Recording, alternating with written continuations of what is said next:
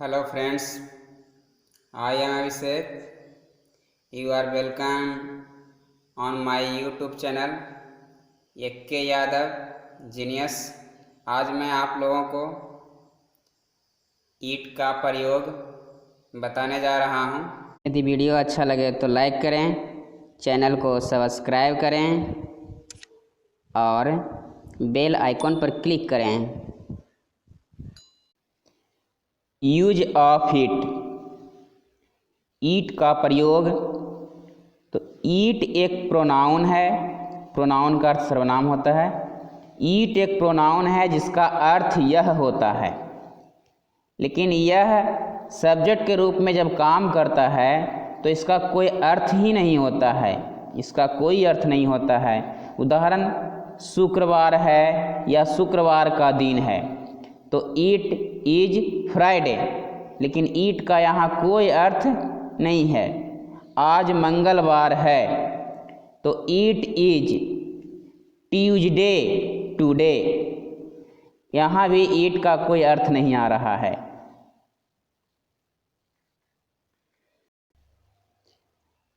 Rules first, यानी ईट के प्रयोग का पहला नियम। किसी व्यक्ति पर जोर देने के लिए सब्जेक्ट के रूप में ईट का प्रयोग किया जाता है, यानी किसी व्यक्ति पर जोर दिया जाए, जोर देकर कुछ कहा जाए तो उस स्थिति में सब्जेक्ट के रूप में ईट का प्रयोग करना है। उदाहरण से हम समझते हैं, मैं ही तो हूँ, मैं ही तो हूँ, मैं अपने आप पर जोर दे रहा हूँ। तुम ही तो हो, वह ही तो था। अब इसके लिए ईट का प्रयोग करना है हो हूँ रहेगा तो इज का प्रयोग करना है साथ में, और था थे थी रहेगा तो साथ में बाज का प्रयोग करना है। तो मैं ही तो हूँ, ईट इज आई। तुम ही तो हो, ईट इज यू। वह ही तो था, ईट बाज ही। वह ही तो था, ईट बाज ही। सीता ही तो थी तो ईट बाज हो गया सीता, ईट बाज सीता। राम ही तो था, ईट बाज राम। तुमने ही मुझे गाली दी है। अब इसे समझना है, मुझे गाली दी है प्रेजेंट परफेक्ट टेंस का है, तो तुमने ही, ये व्यक्ति पर जोर दिया जा रहा है, तुमने ही, तो ईट इज यू। और यू के बाद यहाँ हैव, यू के साथ यहाँ हैव लगेगा, हैव एब्यूज्ड मी। यू के बाद हु का भी हम प्रयोग कर सकते हैं। उसने ही मेरी कलम चुराई है, उसने ही, तो it is she. Has stolen, क्रिया का तीसरा रूप आता है परफेक्ट टेंस में, हैज स्टोलन माई पेन। उसने ही मेरी कलम चुराई है, it is she has stolen my pen, या it is she who has stolen my pen. It का प्रयोग रूल्स 2। अब दूसरा नियम की हम बात कर रहे हैं। ईट का प्रयोग समय बताने के लिए सब्जेक्ट के रूप में किया जाता है। जब समय बताना हो तो सब्जेक्ट के रूप में ईट का प्रयोग करना है। अब इसके लिए नोट में ध्यान रखना है कि समय कितना हुआ है, तब हम ईट का प्रयोग तो सब्जेक्ट के रूप में करेंगे, लेकिन उसके कुछ खास नियम है, नोट में समझना है। अधिक या ज़्यादा हो तो पास्ट का प्रयोग करते हैं। अधिक या ज़्यादा का मतलब समझते हैं कि 2:02 हुआ है तो 2 मिनट अधिक हुआ। अब 2:10 हुआ है तो 10 मिनट अधिक हुआ। कम देर बाकी के लिए टू का प्रयोग करते हैं। कम यानी 10 बजने में 5 मिनट कम है, या 10 बजने में 5 मिनट देर है, या 10 बजने में 5 मिनट बाकी है, तो इसके लिए हम टू का प्रयोग करेंगे। तो बाकी देर के लिए टू का प्रयोग, अधिक और ज़्यादा के लिए पास्ट का प्रयोग करेंगे। सवा के लिए क्वार्टर पास्ट। अब सवा के लिए क्वार्टर पास्ट क्यों हुआ? तो पास्ट का मतलब ही अधिक होता है, तो सवा में अधिक होता है और पौने में कम होता है। तो पौने के लिए 1 क्वार्टर टू और सवा के लिए 1 क्वार्टर पास्ट। पौने के लिए 1 क्वार्टर टू का प्रयोग करना है। साढ़े के लिए हाफ पास्ट, साढ़े के लिए हाफ पास्ट। और पूरा समय जब हो तो उसके लिए ओ क्लॉक का प्रयोग करना है। एक बार नियम फिर से रिवाइज कर लें। अधिक और ज़्यादा के लिए पास्ट, कम देर बाकी के लिए टू, सवा के लिए एक क्वार्टर पास्ट, पौने के लिए एक क्वार्टर टू, साढ़े के लिए हाफ पास्ट, पूरा समय के लिए ओ क्लॉक का प्रयोग करना है। अब हम उदाहरण से समझते हैं। 8 बजा है, 8 बजा है तो ईट इज तो लगेगा ही।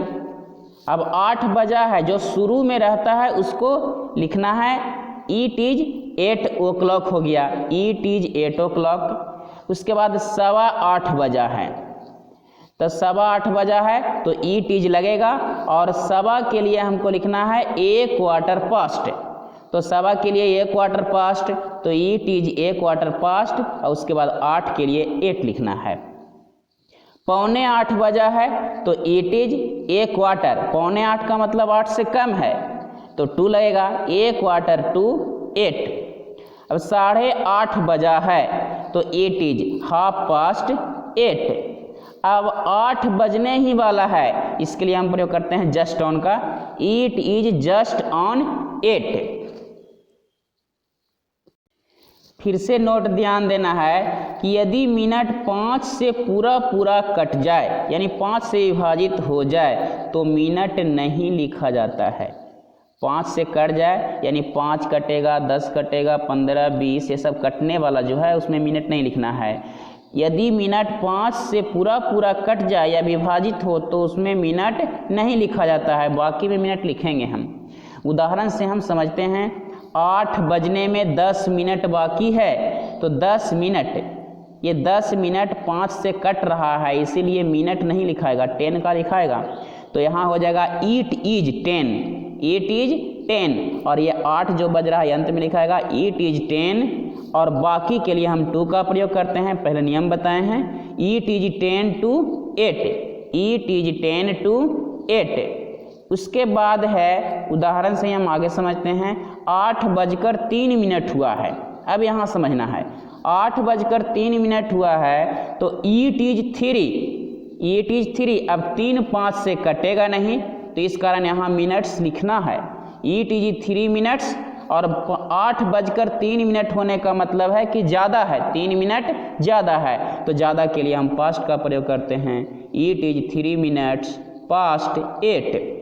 8:10 हुआ है, 8:10 हुआ है तो इट इज, पहले मिनट लिखा जाता है तो 10, और मिनट यहाँ नहीं लिखाएगा क्योंकि 5 से 10 कट जाता है तो इट इज 10, और 10 मिनट अधिक हुआ है तो पास्ट का प्रयोग, इट इज 10 पास्ट 8। उसके बाद रूल्स 3 है, तीसरा रूल्स है ईट का प्रयोग। तीसरा नियम, ईट का प्रयोग समय, दिन, महीना, वर्ष, मौसम बताने के लिए, मौसम बताने के लिए सब्जेक्ट के रूप में किया जाता है। समय बताना है, दिन बताना है, महीना बताना है, वर्ष बताना है, या मौसम बताना है, या मौसम की सभी घटनाओं के लिए सब्जेक्ट के रूप में ईट का प्रयोग किया जाता है। सब्जेक्ट के रूप में ईट का प्रयोग किया जाता है। उदाहरण से हम समझते हैं। सुबह का समय था, सुबह का समय था, तो सुबह का समय था ईट, ईट के बाद साथ बाज लगेगा, ईट बाज मॉर्निंग। यहाँ समय का नहीं लिखना है, समय का, दिन का और मौसम का, वर्ष का मीनिंग नहीं लिखा जाता है। तो ईट बाज मॉर्निंग हो गया। दोपहर का समय है तो ईट इज नून हो गया। शुक्रवार का दिन है तो ईट इज फ्राइडे। आज मंगलवार है तो इसको 2 तरह से हम बना सकते हैं, today is Tuesday, today is Tuesday, या it is Tuesday today, it is Tuesday today. March का महीना है तो ईट इज मार्च। 1993 का वर्ष था तो ईट बाज 1993। जाड़े का मौसम था, ईट बाज विंटर। वर्षा हो सकती है, ईट में रेन, ईट में रेन। ठनका ठनकती है या बिजली चमकती है तो इसके साथ भी ईट का प्रयोग होगा और थंडर्स हो जाएगा यहाँ, ईट थंडर्स।